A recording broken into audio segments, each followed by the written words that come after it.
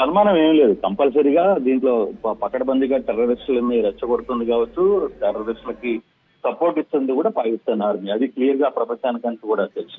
అయితే ఈ రోజు జమ్మూ కాశ్మీర్ లో కూడా ఇటువంటి తరహా ఆపరేషన్ కొనసాగుతుంది. కోషియాన్ లో టెర్రరిస్టులు కొంతమంది పాకిస్తాన్ టెర్రరిస్టులు భారత దళాల మీద కాల్పులు జరిపిన నేపథ్యంలో భారత్ కూడా ఎదురు కాల్పులు జరిపింది. దీంట్లో ఒక టెర్రరిస్టు హతమయ్యారు. అయితే కొందరు భారత ఎదురుదాడికి తట్టుకోలేక వీళ్ళందరూ కూడా కొంతమంది తప్పించుకునే ప్రయత్నం చేస్తున్నారు. వాళ్ళందరూ కూడా ఆ ప్రాంతాల్లోనే తలదాచుకునే ప్రయత్నం చేస్తున్నారు. ఈ నేపథ్యంలో కోషియాన్ లో కూంబింగ్ మొదలు పెట్టింది భారత దళాలు. సో ఈ కూంబింగ్ లో తప్పించుకున్న తీవ్రవాదుల కోసం వేట చేస్తోంది. మరి కాసేపట్లోనే దీనికి సంబంధించి కొంత అప్డేట్ కూడా వచ్చే పరిస్థితి స్పష్టంగా కనపడుతుంది. ఎందుకంటే కూంబింగ్ చాలా సీరియస్ గా చేస్తున్నారు. బహుశా ఎక్కడికి తప్పించుకుని వెళ్ళలేరు, ఆ ప్రాంతంలోనే ఉన్నారు. ఆ ప్రాంతాన్ని భారత దళాలు ఐడెంటిఫై చేసి కంప్లీట్ గా ఐడెంటిఫై చేసి ఎక్కడో తలదాచుకున్నారనే ప్రాంతాన్ని కూంబింగ్ చేస్తుంది. బహుశా ఇంకొక కొద్దిసేపట్లోనే దీనికి సంబంధించి అప్డేట్ వచ్చే పరిస్థితి అయితే ఉంది. కానీ పాకిస్తాన్ చేస్తున్న చర్యలు, అంటే టెర్రరిస్టులను అడ్డం పెట్టుకుని పాకిస్తాన్ చేస్తున్న చర్యలు ఏవైతే ఉన్నాయో వీటి మీద పూర్తిగా కూడా ప్రపంచానికి మొత్తానికి కూడా తెలిసింది. నిన్న భారత ప్రధాని కూడా క్లియర్ గా ఒక మాట అయితే చెప్పారు. మేము సైనికుల వేట పిఓకి ఉంటేనే చర్చల్లోకి వస్తామనేది చాలా క్లియర్ గా చెప్పారు. సీజ్ ఫైర్ ఉన్నప్పటికీ కూడా టెర్రరిస్ట్ రూపంలో వాళ్ళు జరుగుతున్న దాడులకి భారత్ ప్రతిదాడి చేసింది. దీంట్లో ఒక టెర్రరిస్ట్ కూడా హతమయ్యాడు. మిగతా కొంతమంది అక్కడి నుంచి తప్పించుకున్న ప్రయత్నం అయితే చేశారు. వాళ్ళని వేటాడే పనిలో భారత్ సైన్యం ఉంది. డెఫినెట్ గా ఇది సక్సెస్ అవుతుంది అని చెప్పి అంటున్నారు. బహుశా మరి కాసేపట్లో దీనికి సంబంధించిన అప్డేట్ కూడా వస్తుందని చెప్తున్నారు. కానీ ఏదేమైనా మనోజ్, భారత్ సీజ్ ఫైర్ చేసిన తర్వాత కూడా, సీజ్ ఫైర్ ఒప్పందంకి వచ్చిన తర్వాత కూడా పాకిస్తాన్ నుంచి నిన్న రాత్రి కొన్ని డ్రోన్స్ వచ్చి వాటిని డిస్ట్రాయ్ చేశారు. ఈ రోజు చూసుకుంటే మరి టెర్రరిస్టులు ఉదయం నుంచి కాల్పులు జరుపుతున్న పరిస్థితి. దాన్ని భారత్ ఎదుర్కొనే ప్రయత్నం చేసింది. ఒక టెర్రరిస్ట్ ని హతం చేసింది.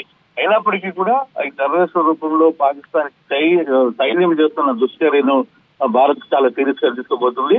మరి కొద్దిసేపట్లో కూడా కొంత కమిటీ ఈ రోజు మీటింగ్ జరగబోతుంది ఢిల్లీలో అని కూడా ఒక సమాచారం వస్తుంది. ఇంకా అది అఫీషియల్ గా డిక్లేర్ కాలేదు. బహుశా అది మధ్యాహ్నానిక సాయంత్రానికి ఆ మీటింగ్ లో కూడా కొంత కీలకమైన నిర్ణయాలు తీసుకునే పరిస్థితి ఉంది. రాబోయే రోజుల్లో ఈ టెర్రరిస్టులను మాత్రం భారత్ ఏదైతే పనిలో పూర్తిగా సంసిద్ధమైంది, ఆ దిశలో ఎక్కడ రాజీ లేదు అనేది మోడీ నిన్న బహిరంగంగా చెప్పిన పరిస్థితిని కూడా మనం చూడాలి. సో కృష్ణమూర్తి హోల్డ్ లో ఉన్నాడు. Get back to again. So Shopian ప్రాంతంలో, జమ్మూ కాశ్మీర్ లోని ఈ షోపియాన్ ప్రాంతంలో ఈ రోజు ఉదయం నుంచి కూడా చాలా తీవ్రంగా అటు టెర్రరిస్టుల వైపు నుంచి చాలా పెద్ద మొత్తంలో దాడులకు పాల్పడుతున్నట్టు తెలుస్తోంది. దాడులను తిప్పికొట్టే నేపథ్యంలో భాగంగా మన ఆర్మీ కూడా రెటిలేట్ చేసింది. సో ప్రెసెంట్ కశ్మీర్ డిస్ట్రిక్ట్ లోని షోపియాన్ ప్రాంతంలో ఈ దాడులు కొనసాగుతున్నాయి ఇంకా కూడా. సో అటువైపు నుంచి తీవ్రవాదుల కదలికలని చాలా పక్కాగా మన ఆర్మీ పసిగట్టింది. షుక్రు కెల్లర్ ఏరియాకు సంబంధించినటువంటి షుక్రు కెల్లర్ ఏరియాలో పసిగట్టి సెక్యూరిటీ ఫోర్సెస్ కూడా పెద్ద ఎత్తున ఇటువైపు నుంచి కార్డన్ సెర్చ్ ని నిర్వహిస్తున్నారు. ఈ కార్డన్ సెర్చ్ కొనసాగుతోంది. ఇప్పటికే ఒక టెర్రరిస్ట్ ని అంతమొందించగా ఇంకా చాలా మంది కూడా కళ్ళు గప్పి తిరుగుతున్నట్టు అర్థమవుతోంది. వీరికి కొంతమంది అక్కడ స్లీపర్ సెల్స్ లాంటి వాళ్ళే కొన్ని సహకరిస్తున్నారు. ఇటీవల మనం చూసాం, ఎవరైతే పహల్గామ్ ఉగ్రదాడి ఘటన తర్వాత స్లీపర్ సెల్స్ గా ఉండి ఉగ్రవాదులకి సహకరించారు, వాళ్ళ ఇళ్లను నిలమట్టం చేశారు, వాళ్ళని పూర్తిగా అంతమొందించారు, వాళ్ళందరూ అదుపులోకి తీసుకున్నారు. ప్రస్తుతం మరోసారి ఉగ్రవాదులు ఎవరైతే అక్కడ ఉన్నారో వారందరికీ మళ్ళీ స్లీపర్ సెల్స్ లాంటి వాళ్ళు సహకారం అందిస్తున్నారు, స్లీపర్ సెల్స్ వారు సహాయం అందిస్తున్నారు. సో ఆ విషయంలోనే కార్డన్ సెర్చ్ కొనసాగుతుంది. మరింతగా కశ్మీర్ ప్రాంతంలో ఆ స్లీపర్ సెల్స్ ని ఫైండ్ అవుట్ చేసి వాళ్ళని మళ్ళీ అంతమొందించే అవకాశం కనబడుతోంది.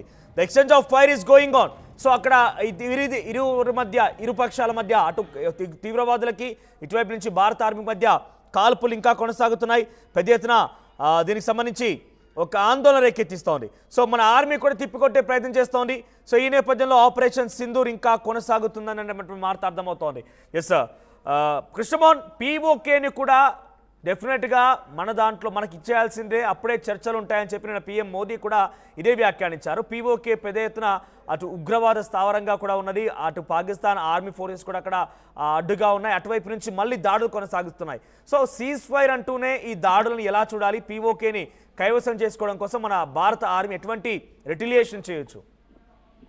బేసిక్ గా నిన్న ప్రధాని చాలా క్లియర్ గా ఒక ఇన్ఫర్మేషన్ అయితే క్లియర్ గా భారత ప్రజలకి అయితే చెప్పారు. నా ప్రధాన ధ్యేయం ఒకటి పీఓకి, రెండవది ఉగ్రవాదుల ఏరువేత. ఈ రెండింటి మీదనే నా దృష్టి అంతా ఉంటుంది. మిగతా పాకిస్తాన్ సైన్యాన్ని దెబ్బతీయాలా, పాకిస్తాన్ ప్రజల్ని దెబ్బతీయాలా, లేదు వాళ్ళ ఆర్థిక వ్యవస్థను గొప్పగా కొట్టాలా అనే వ్యవహారం మీద నా దృష్టి లేదు. కేవలం ఈ రెండింటి మీదనే నేను దృష్టి పెడుతున్నాను అనేది చాలా క్లియర్ గా చెప్పాను. అంటే at the same time Pakistan ఏదో ఊకుతోపు బెదిరించినంత మాత్రాన నా దగ్గర న్యూక్లియర్స్ ఉన్నాయి, ఇంకోటి ఉన్నాయి చెప్పినంత మాత్రాన నేను ఎక్కడ కూడా ఆలోచించే పరిస్థితి లేదు. ఆ విషయంలో వెనక్కి తగ్గే ప్రయత్నం చేయనని కూడా చాలా క్లియర్ గా చెప్పారు. అంటే ఆయన చాలా క్లారిటీలో ఉన్నారు. పిఓకేలు పూర్తిగా కూడా భారత్ లో కలిపేయాలి. ఈ చర్చలు సీజ్ ఫైర్ లో కూడా ఆ సీజ్ ఫైర్ కూడా అదొక మెయిన్ కారణం అనేది చాలా వరకు కొంత సోర్స్ అయితే అదే వస్తుంది. ఎందుకంటే పాకిస్తాన్ ఉన్న ఏదైతే పాకిస్తాన్ ఆక్రమిత కాశ్మీర్ ఉందో దాన్ని కూడా భారతదేశంలో కలపాలి. ఇన్ని సంవత్సరాలుగా జరగని ఈ ఘట్టం ఈసారి భారత ప్రధానిగా నేను ఉన్నంత వరకు అది తను భారత్ లో కలిపివేయాలి అనే పట్టుదల ప్రధానిలో చాలా గట్టిగా కనబడుతుంది.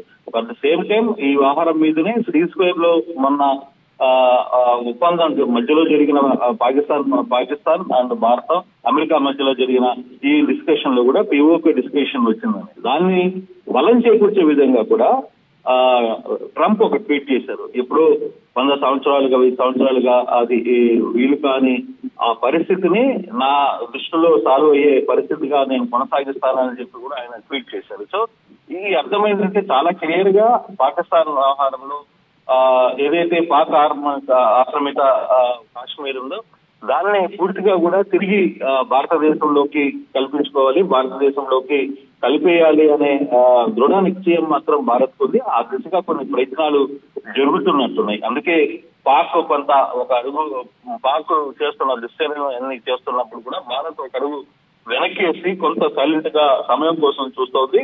బట్ ఈసారి అంటే సింహం ఒక అడుగు వెనక్కి వేస్తే తర్వాత ఇచ్చే పంజా చాలా సీరియస్ గా ఉంటుంది. సో ఆ దిశగానే భారత్ తన వ్యూహాన్ని మార్చుకుంటుంది. ఈ వ్యూహం ఎలా ముందుకు వెళ్తుంది, ఏ విధంగా ముందుకు వెళ్తుంది అనేది కూడా చూడాలి. ఏదేమైనా టెర్రరిస్టులని అంతం చేయడంలో పాక్ మీద భారత ప్రభుత్వం ఎప్పటికప్పుడు ఒత్తిడి తెస్తూనే ఉంది. ఆ దశగా కూడా చాలా క్లారిటీ ఇచ్చిన పరిస్థితి అయితే చాలా స్పష్టంగా కనపడుతుంది. అయితే ఈ రోజు టెర్రరిస్టులు ఉదయం నుంచి బోషియార్ లో జరుగుతున్న అటాక్ సంబంధించిన విషయంలో ఇప్పటికే భారత దళాలు ఒక టెర్రరిస్ట్ ని చంపివేశాయి. మరి కొంతమంది అక్కడ పరాగ్లో ఉన్నారు, వాళ్ళని కూడా గ్రూమింగ్ జరుగుతోంది.